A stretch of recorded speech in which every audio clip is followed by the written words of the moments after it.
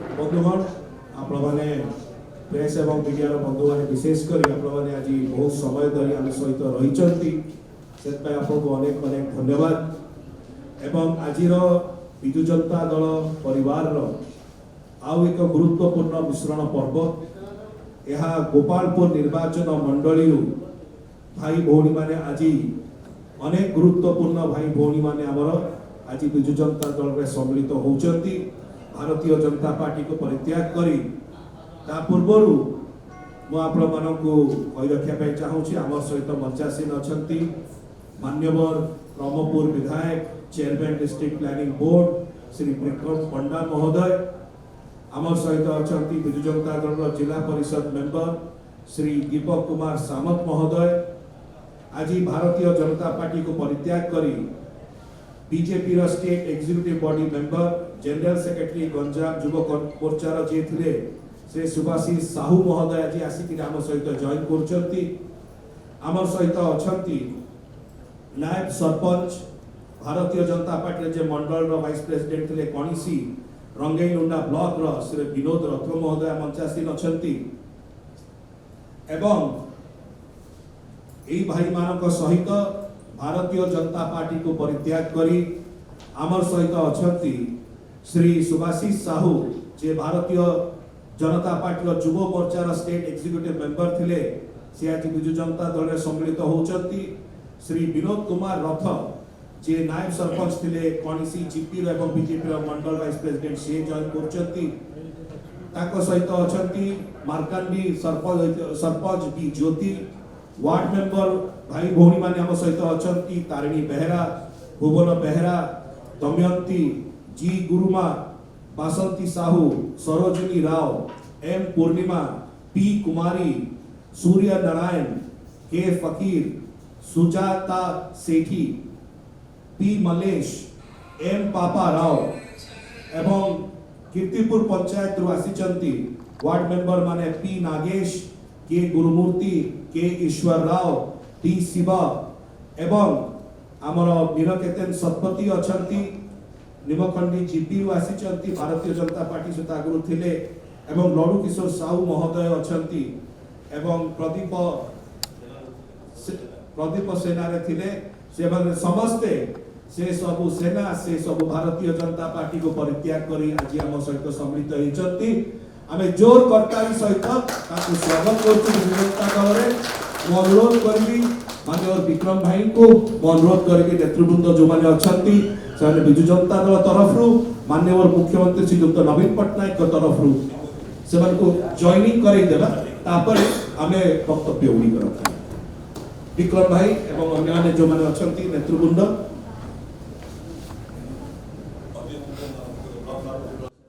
सभापति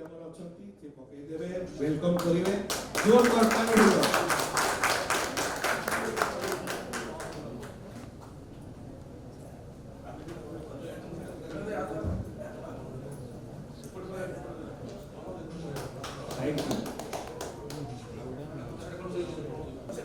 समस्त वेलकम चली निर्वाचन मंडली आसिक भारतीय जनता पार्टी को पसंद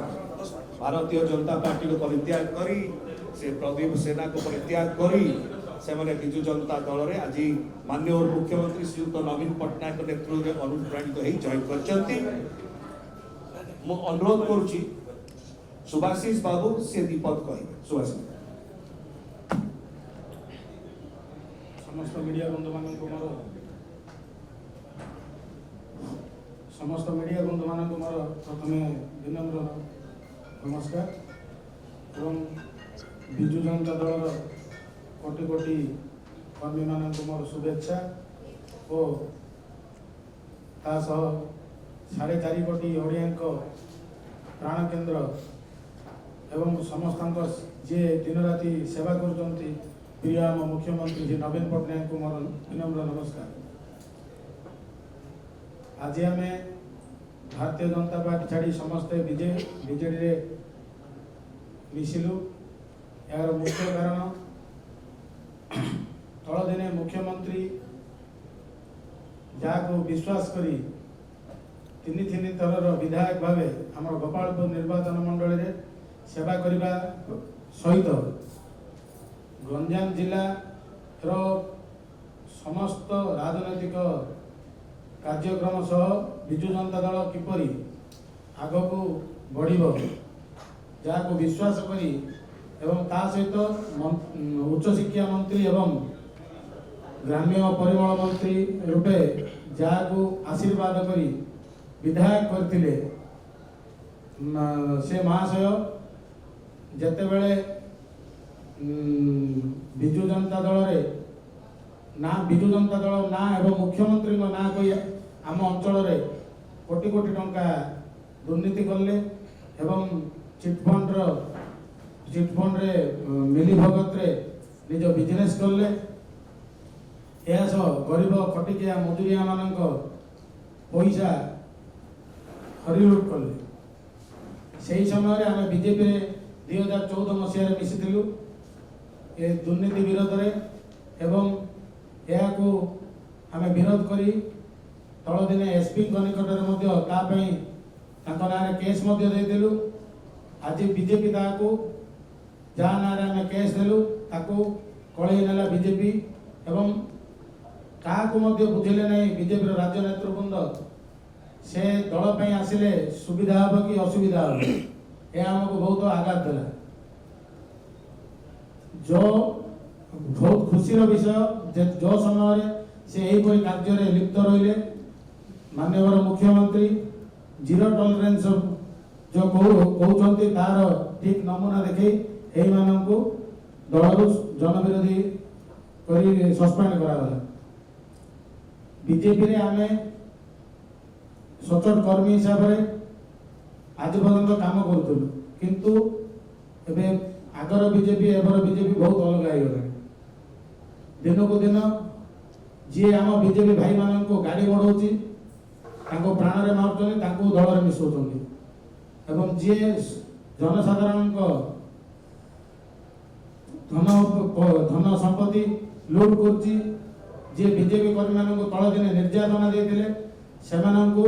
ଆଜି କଳେଇ ନେଉଛି। ଆମେ ଭାବିଲୁ ଯଦି ଦଳ ସେମାନଙ୍କୁ ନେଇ ଆଗକୁ ବଢ଼ିବାକୁ ଖୁସି ଅଛି ଦଳ କିଛି ନ କରୁଣୁ ଆମେ ନିଜେ ଆମ ଆଡ଼ୁ ଦଳ ଛାଡ଼ିଲୁ। ଆଜି ବିଜେପି ଜଏନ୍ କରିଲୁ। ସେଠି ମୁଁ ମୁଖ୍ୟମନ୍ତ୍ରୀଙ୍କୁ ଅଶେଷ ଧନ୍ୟବାଦ ଦେବି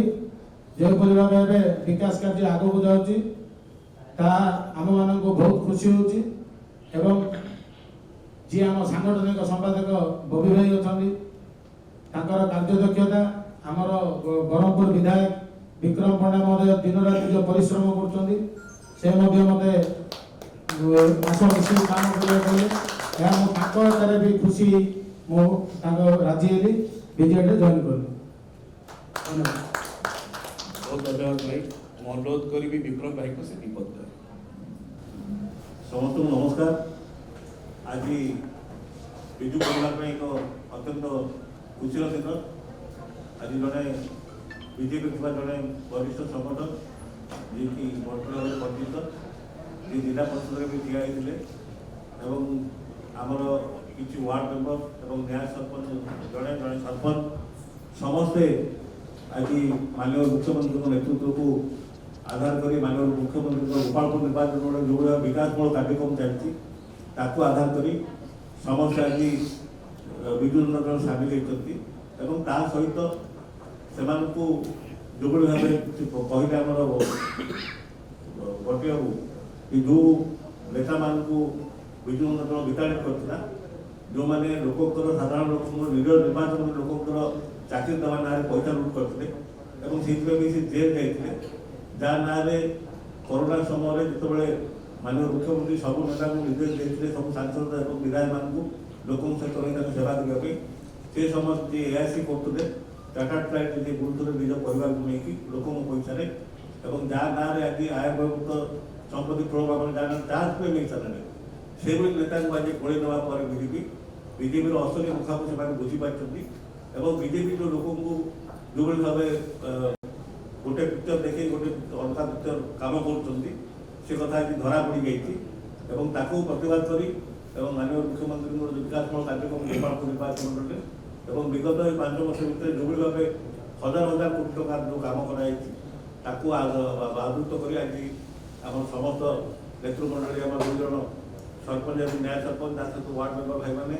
ଏବଂ ଗୋଟି ବାବୁ ଆଜି ମିଶ୍ରଣ ହୋଇଥିବା ଯୋଗୁଁ ମୁଁ ସେମାନଙ୍କୁ ସ୍ୱାଗତ କରୁଛି ଏବଂ ନିଶ୍ଚିତ ଭାବେ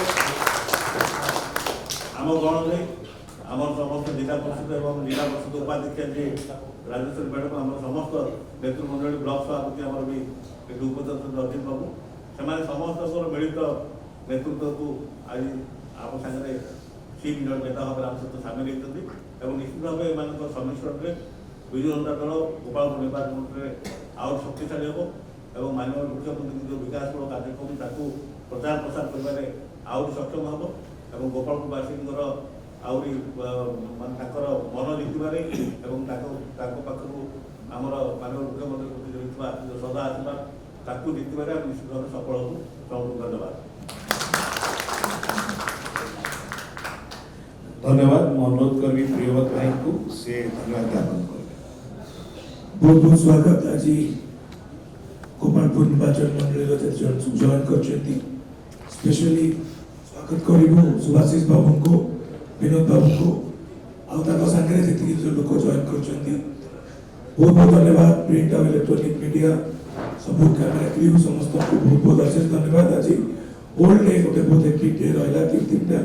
मिश्रण पर्व प्रेस बाइट पुणी प्रेस मीट सब को भल भाव कवर कर बहुत बहुत धन्यवाद। नमस्कार। प्रोग्राम आज